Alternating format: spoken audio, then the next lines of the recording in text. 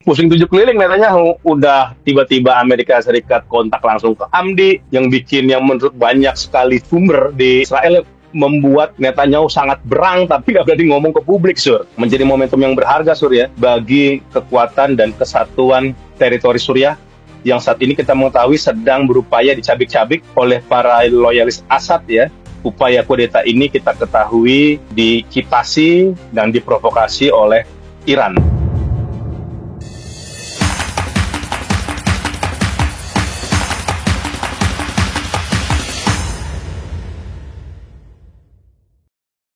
Bismillahirrahmanirrahim. Assalamualaikum warahmatullahi wabarakatuh. Jumpa lagi dengan kita berdua, Surya dan Pizarro, dalam Think Tank Podcast by Gaza Media. Alhamdulillah, kali ini kita akan bawa tema yang lagi pinta-pinta nih, ditunggu-tunggu oleh penonton kita sendiri, oleh viewers Think Tank Podcast, mengenai perkembangan di Suriah, khususnya di Suriah yang kemarin terakhir kita bikin video tentang campur tangan Iran, ya. Ini campur tangan Iran terhadap kekerasan atau kekacauan yang terjadi di Suriah selama sepekan terakhir, yang sangat simpang siur, ya. Dikirakan ada 1.000, bahkan kayaknya angka 1.000 itu kebanyakan muncul dari situs-situs berita yang entah dia punya afiliasi sama Iran atau afiliasi dengan Israel atau afiliasi dengan Barat, ya. Sedangkan Anda perhatiin dari situs-situs Al Jazeera atau Middle East Eye atau bahkan yang punya kedekatan sama pemerintah Suriah yang baru, itu nggak ada angka sampai 1.000 kayaknya. Belum termasuk juga dengan gambar-gambar tanya eksekusi dilakukan oleh pasukan keamanan Suriah yang baru dipimpin oleh Presiden Ahmad Syara, ya, katanya melakukan kekejaman terhadap minoritas Alawi di Suriah. Kemarin malam, Senin malam waktu Suriah lah, ya, terjadi kesepakatan antara pemerintah Suriah dengan kelompok SDF, atau Syrian Democratic Forces. Pasukan ini adalah pasukan Kurdi yang mereka selama ini memegang kendali sekitar 30%, ya, 30% wilayah di utara timur Suriah. Jadi dia menguasai northeast dari Suriah, yang di situ termasuk ada banyak sekali kilang-kilang atau tambang-tambang minyak dan gas, ya. Dan secara mengejutkan, mereka pemimpin dari SDF ini, Mazlum Abdi, yang namanya Mazlum Abdi, ya, datang ke Damaskus dan menandatangani kesepakatan dengan pemerintah Suriah atau dengan Presiden Suriah Ahmad Syara. Mungkin kita bacain aja, Pis, ya. Teks udah kita buat di gazamedia.net. Judulnya, Teks Perjanjian Antara Pemerintah Suriah dan Pasukan Demokratik Suriah. Berdasarkan pertemuan yang berlangsung antara Presiden Ahmad Syara dan Mazlum Abdi pada Senin kemarin, ya, Senin 10 Maret 2025, disepakati hal-hal berikut. 1. Menjamin hak seluruh rakyat Suriah untuk berpartisipasi dalam proses politik serta dalam semua institusi negara berdasarkan kompetensi tanpa memandang latar belakang agama dan etnis. 2. Komunitas Kurdi adalah bagian asli dari negara Suriah dan negara menjamin hak kewarganegaraan serta seluruh hak konstitusional mereka. 3. Gencatan senjata diberlakukan di seluruh wilayah Suriah. 4. Semua atau seluruh lembaga sipil dan militer di timur laut Suriah, termasuk perbatasan, bandara, serta ladang minyak dan gas, akan diintegrasikan ke dalam administrasi negara Suriah. 5. Menjamin kepulangan semua pengungsi Suriah ke kota dan desa mereka, serta memastikan perlindungan mereka oleh negara Suriah. 6. Mendukung negara Suriah dalam upaya memerangi sisa-sisa rezim Bashar al-Assad, serta ancaman yang mengganggu keamanan dan persatuan Suriah. 7. Menolak seruan pemisahan wilayah, ujaran kebencian, serta upaya untuk menimbulkan perpecahan di antara seluruh komponen masyarakat Suriah. Dan 8, Komite Eksekutif akan mengimplementasikan perjanjian ini sebelum akhir tahun ini. Ya, Pis, mungkin tanggapan ente, Pis, ini kesepakatan yang benar-benar di luar dugaan, ya, yang terjadi di saat kondisi Suriah itu sedang genting-genting-gentingnya. Ada pemberontakan di wilayah pesisir, dan ancaman juga sebelumnya dari SDF ini, ya, jadi ancaman bagi Damaskus. Tapi tiba-tiba pasukan yang besar ini mau untuk bergabung dengan Damaskus. Gimana, Bis? What your take? Dalam dekade ini, Sur, ya, ini kesepakatan yang dramatis dan akan menjadi sebuah rekor perdamaian di Suriah, karena SDF akhirnya akad untuk mengintegrasikan pasukannya ke wilayah Suriah dan sepakat untuk meletakkan senjatanya melawan pemerintahan baru Suriah. Dan ini benar-benar menjadi momentum yang berharga Suriah bagi kekuatan dan kesatuan teritori Suriah yang saat ini kita mengetahui sedang berupaya dicabik-cabik oleh para loyalis Assad ya di basis Nusairiyah, di Latakia dan Tartus, yang upaya pemberontakan, upaya kudeta ini kita ketahui dikipasi dan diprovokasi oleh Iran. Bergabungnya SDF ke pemerintahan baru Suriah ini jelas ini memukul pihak asing yang ingin mencoba membagi-bagi wilayah Suriah, yang ingin mencoba memecah belah kesatuan Suriah, dan ternyata tidak berhasil. Dan ini semakin menguatkan posisi Ahmad Syara sebagai pemimpin Suriah yang memang dia punya visi untuk merangkul semua, untuk membentuk pemerintahan yang inklusif, yang pluralis ya. Karena selama ini ada upaya untuk terus merongrong kedaulatan Suriah dengan memakai sentimen Kurdi dan sentimen minoritas. Dan ternyata masyarakat Kurdi dan juga SDF ini memutuskan untuk bersatu bersama pemerintahan baru Suriah dan tidak ingin memecah belah kesatuan wilayah dan kedaulatan masyarakat Suriah. Dan ini informasi aja Surya dan para pemirsa semuanya, ini berdasarkan informasi upaya untuk gencatan senjata ya atau masuknya SDF dalam integrasi pemerintahan Suriah itu sudah dirancang 2 bulan yang lalu. Sudah disiapkan 2 bulan lalu ketika Mazlum Abdi datang bersama salah seorang perwira Amerika Serikat ke wilayah Damaskus untuk bertemu dengan Ahmad Syara, membahas soal negosiasi gencatan senjata. Dan ternyata karena ada orang Amerika di situ, ya, ada perwira Amerika Serikat di situ, Ahmad Syara nggak mau. Karena Ahmad Syara itu nggak mau adanya upaya gencatan senjata, itu ada peran dan intervensi dari asing. Tapi ini luar biasa ya, keberanian prinsip Ahmad Syara yang dia menolak kehadiran perwira Amerika Serikat dan dia tidak mau bernegosiasi dengan perwira dari Amerika Serikat itu. Ini juga membuktikan bahwa pemerintahan baru Suriah bukanlah kaki tangan ataupun antek Amerika yang selama ini sering sekali didengung-dengungkan oleh kalangan-kalangan pro Bashar Assad, kalangan-kalangan yang pro terhadap Iran yang selama ini menuding bahwa Ahmad Syara ialah bagian dari kaki tangan Amerika Serikat ya. Dan negosiasi ini akhirnya dilakukan 4 mata itu ya tanpa keikutsertaan perwira Amerika Serikat yang udah kadung datang ke Damaskus. Dan bahkan Ahmad Syara ini berjanji untuk membagi konsesi ya wilayah Kurdi ya demi mewujudkan persatuan teritorial Suriah. Dan ini makanya Mazlum Abdi ini melihat memang keseriusan Ahmad Syara ya untuk merangkul semua kalangan, semua pihak. Padahal kan SDF ini kita tahu ini kan punya masalah juga dengan kelompok Islam ya, kelompok perlawanan ya atau mujahidin ya di Suriah karena kan mereka sempat berperang. Ketika proses untuk merebut Damaskus itu kan pasukan revolusi Suriah harus berperang juga sama SDF di utara kan? Ya ini ada permainan asing di situ yang kalau kita lihat ini ada 3 pokok pemain di situ. Pertama Amerika, kedua Israel, ketiga Iran. Ketiga kalangan ini itu disatukan dalam kepentingan mereka bersama SDF untuk melakukan separatisme atau membuat negara dalam negara di wilayah Suriah Utara ya. Yang sebenarnya itu kemarin upaya untuk pemberontakan yang dilakukan di Latakia dan Tartus itu juga sebenarnya upaya dari Iran untuk membangun negara dalam negara, ingin membangun pos kekuatan milisi bersenjata pro Assad ya kayak Hizbullah di Lebanon ya. Ini juga pengen dibangun gitu sebenarnya sama Iran. Karena kalau untuk mengembalikan Assad itu kan susah. Itu nggak mungkin. Maka dia menempuh cara yang lebih moderat, yaitu membuat sel milisi bersenjata, sel kelompok separatis di wilayah Suriah, pesisir, untuk menggoncang kekuatan Bashar Assad. Nanti di pinggiran Damaskus, itu juga dibangun sel milisi bersenjata, tetapi ini dimainkan oleh Israel untuk etnis terus ya. At least untuk sekarang dua-duanya ini gagal. Iran membangun posnya di Latakia dan Tartus maupun penjajah ya di wilayah Jaramana ya, kemudian di tempat-tempat yang lainnya. Ini kesepakatan yang bersejarah karena kalau kita lihat dari teks perjanjian ya ini ada yang nggak pernah dilakukan oleh Bashar Assad selama ini. Misalkan memberikan hak pengajaran berbahasa Kurdi di wilayah berbasis Kurdi yang ada di Suriah Utara itu kan nggak boleh. Ya. Nah sekarang di eranya Ahmad Syara ini diberikan otonomi, kebebasan dia untuk mempertahankan kebudayaannya, pengajaran, pendidikan dengan menggunakan bahasa Kurdi dan identitas Kurdi itu dipersilakan.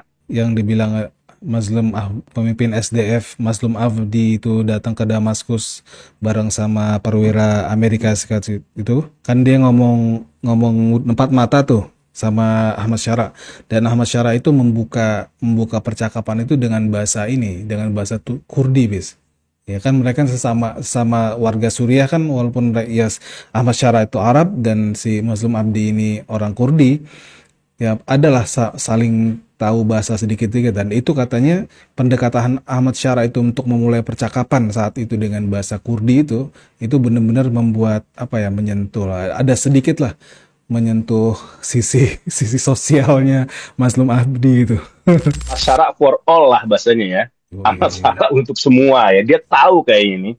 Ini dia nih pemimpin yang tahu bagaimana bahasa yang apa pendekatan psikologi dan bahasa yang dia gunakan kepada setiap person. So. Dia kayaknya tahu itu kapan dia bicara dengan kalangan Nusairi, kapan dia bicara dengan kalangan Kurdi, kapan dia bisa bicara dengan kalangan Drus. Itu masing-masing itu kayaknya dia punya pendekatan sendiri itu sama Sarah ya. Gitu. Makanya kan kita melihat sangat cepat kalangan Drus di wilayah Jaramana ya, atau tuh etnis Drus yang ada di Suriah itu kan yang kemudian mereka bersumpah untuk mempertahankan kedaulatan dan eksistensi pemerintahan Suriah dan mengabaikan tuntutan dari penjajah. Karena penjajah kan ini dia tahu nih etnis Drus ini cuma ada maunya doang nih. Tiba-tiba ngedeketin Drus ya agar dia bisa mempersenjatai etnis Drus melawan pemerintahan baru Suriah gitu. Dan ini makanya ini dengan cepat ini kan relatif udah berhasil mereda nih. Di Jaramana ini mereda, pemberontakan di Tartus dan di Latakia juga mereda, Sur. Dan kemarin tuh gue sempat kontak ya sama salah seorang rekan di Suriah. Ternyata memang ini sejumlah Nusairi, Sur, itu memang dipersenjatai. Jadi ini kita nggak bisa mengatakan mereka ini civilian murni, Sur. Yang kemarin pun ada info kan yang jumlahnya tewas sudah ratusan, itu nggak civilian murni, itu memang dipersenjatai mereka oleh loyalis Assad untuk kemudian melakukan perlawanan pemberontakan bersenjata terhadap pemerintahan baru Suriah. Makanya kan Rahmi Khaluf itu kan sepupunya Assad kan dia menyalahkan tuh jenderal-jenderal Assad yang dia memakai tameng warga ya untuk memuluskan misinya melumpuhkan kekuatan para pejuang pemerintahan baru Suriah, dan mereka tuh posisi itu disergap. Mereka disergap sampai kemudian kan ada sekitar 200 sampai 300 orang yang gugur ya dalam penyergapan itu, dan ada bukti-bukti yang terjadi. Nah, jadi memang ada sejumlah kalangan Nusairi itu memang dipersenjatai. Kalau yang jadi korban itu bukan cuma sekedar Alawi aja, tapi dari pihak Sunni yang mereka sergap itu juga banyak juga itu. Donasi darah ya. Darah gitu. Ini kan membuktikan bahwa ini ada solidaritas di antara sesama warga Suriah yang melihat ini ada ancaman intervensi asing, khususnya Iran terhadap Suriah. Mereka kan punya traumatik nih kalau sampai Suriah dikuasai lagi oleh gengnya Assad, gengnya Nusairi ataupun Iran, ini bisa kembali lagi nih kepada masa kelam mereka. Dan mereka nih kalangan buzzer Iran kayak jadi pahlawan kesiangan, Sur. Mereka selama ini kemana aja ngeliat Bashar Assad tuh ngebantai warga Suriah gitu. Yang di Hama, ya di Aleppo, Gasarin, itu pembantaian nyata dan itu diracun oleh racun PBB gitu. Ini kalangan-kalangan yang tiba-tiba mendadak simpatik itu, ini kemana mereka selama ini? Yang simpatik Israel itu banyak di situs Israel tuh banyak banget itu. Pelanggaran HAM lah oleh pemerintah Suriah yang baru. Kayak mereka tuh lupa ya, mereka baru aja ngebantai 50.000, 60.000 orang di Gaza ya, tapi nunjuk hidung orang. Udah hampir 50.000 orang Iran terhadap genosida terhadap penduduk Suriah, yang perang Suriah itu memakan korban mencapai 500.000 orang gitu. Ini angka yang benar-benar sangat besar sekali, dan ini menjadi tragedi kemanusiaan yang sangat besar. Tapi ajaib juga timing kesepakatan antara SDF sama Suriah ini, habis. Kita tahu kan kemarin ketika Ahmad Syara dan pasukannya itu menghadapi pemberontakan di Latakia dan Tartus ya, Turki kan secara bersamaan juga menyerang posisi SDF bis, di timur laut itu bis. Diserang juga kan supaya mereka nggak merepotkan Damaskus yang sedang fokus menghadapi para loyalis Assad ya. Tapi tiba-tiba ada kesepakatan begini, ini benar-benar di luar nurul. Bahwa banyak sekali tudingan karena kasus Latakia dan Tartus ini, pemerintahan baru Suriah kan dituding mereka tidak melindungi minoritas, mereka mendiskriminasi. Ini dengan masuknya Kurdi, ini membantah klaim itu ya, kan apalagi ini etnis Kurdi ini etnis yang besar ya di wilayah Suriah. Iya, walaupun ini ya sebenarnya yang di sepertiga ini Kurdinya nggak juga pro SDM, Sur. Betul. Banyak yang itu yang udah pro sama dukungan terhadap pemerintahan baru Suriah. Ya sama kayak di Papua lah. Semua orang Papua kan nggak semuanya OPM. Walaupun OPM mengatakan itu sebagai kelompok perjuangan Papua seperti itu ya. Nah itu case-nya tuh hampir sama lah gue lihat dalam case-nya SDF dan PKK. Dan ini juga ya Sur, ini terjadinya gencatan senjata. Ini nggak lepas nih Sur. Ya, karena kan nih nggak jauh, nggak lama dari kesepakatan pembubaran diri PKK, Abdullah Öcalan itu. Ini kan satu rangkaian nih. Jadi terwujudnya perdamaian SDF dan sepakatnya mereka masuk ke pemerintahan Suriah ini juga satu rangkaian dari kesepakatan gencatan senjata PKK terhadap pemerintah Turki dan juga pembubaran PKK oleh Abdullah Öcalan ya. Jadi ini satu rangkaian nih. Dan kalau kita lihat ini berarti ada salah satu peran diplomasi Erdogan di belakangnya ya. Walaupun ini kelihatannya Erdogan belum banyak bicara ya, tapi emang tipenya kayak gitu. Suatu hal yang berhasil dia lakukan, dia nggak mau ngomong gitu kan. Ini cukup agar kesannya ini bukan keinginan Turki, bukan intervensi asing. Ini kan aspirasi dari masyarakat Suriah sendiri. Dan ini juga kalau gue lihat ini juga keberhasilan Erdogan menekan Amerika, menekan Donald Trump ya. Komunikasi mungkin ada antara Erdogan dan Donald Trump untuk tidak banyak cawe-cawe di Suriah. Ini kan juga terjadi kenapa SDF itu kemudian berintegrasi ke pemerintahan baru Suriah karena mungkin Amerika udah stop memberikan bantuan, memberikan senjata. Selama ini kan mereka eksis, mereka itu merongrong kedaulatan Turki dan dapat lampu hijau ya pasti juga dari Amerika ya. Pasti dia berkonsultasi ke Amerika. Dan Amerika juga kan udah nggak terlalu ada fokus ke wilayah Suriah Utara gitu ya. Dia fokus ke domestik aja. Apalagi ini kan masalah Palestina itu juga belum selesai ya. Gitu. Ya udahlah, silakan aja mungkin untuk melakukan gencatan senjata, deal ya. Apalagi di atasnya itu Donald Trump udah komunikasi dengan Erdogan bahwa Erdogan meminta Donald Trump atau Amerika nggak terlalu banyak cawe-cawe di wilayah Suriah karena itu hanya membuat konflik tidak berkesudahan di wilayah Suriah setelah mereka kebebasannya dari diktator Bashar Assad ya. Jadi ini tidak hanya masalah internal Suriah, ini kayaknya ada kesepakatan yang lebih luas gitu di negara-negara di kawasan maupun negara-negara superpower untuk kemudian memastikan perdamaian di Suriah itu bisa terwujud ya. Walaupun kita akan lihat nih Sur bagaimana ke depannya ya, apakah ini akan berjalan mulus ataukah nanti Amerika mungkin juga berubah pikiran, kita tetap wait and see ya. Ya karena itu kan rumit Sur ya, power sharingnya itu rumit. Ini kan hasil komitmen aja, bahasanya itu kayak kesepakatan di awal lah antara pemerintahan baru Suriah dengan SDF ya, nanti perintilan itu pasti akan disusun, akan dirumuskan. Alat juga ya. Ya, tetapi ya dengan adanya pertemuan ini, ya kesepakatan ini udah sebuah pencapaian yang sangat besar. Ya, SDF bisa duduk bareng aja ya dengan Mas Syara ya, itu menurut gua udah sebuah terobosan yang luar biasa.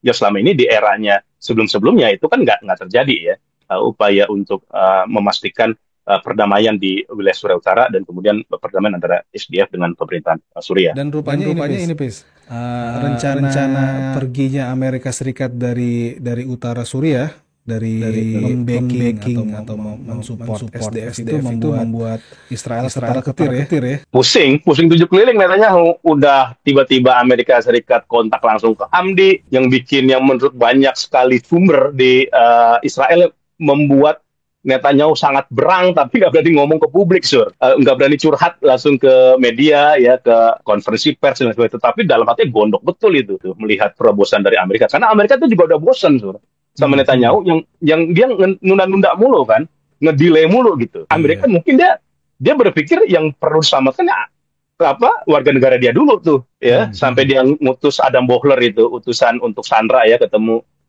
berdialog dengan faksi-faksi pejuang Palestina. Ini ada rasa kekecewaan juga nih, kemarahan juga di internal Amerika yang melihat Netanyahu ini mencoba menunda-nunda ya, tidak betul-betul serius mewujudkan gencatan senjata. Makanya akhirnya Netanyahu ini menyetujui delegasi ke Doha Sur ya, karena melihat Amerika ini bahaya kalau dibiarin main liar nih kalau sendiri nih. Dengan pemerintahan Trump udah mengatakan komunikasi mereka dengan Hamdi itu positif. Ntar kita bahas Pis, yang itu video terakhir. Aneh juga sih ngelihat ada satu negara itu akur tapi mereka terang-terangan bilang nggak suka gitu.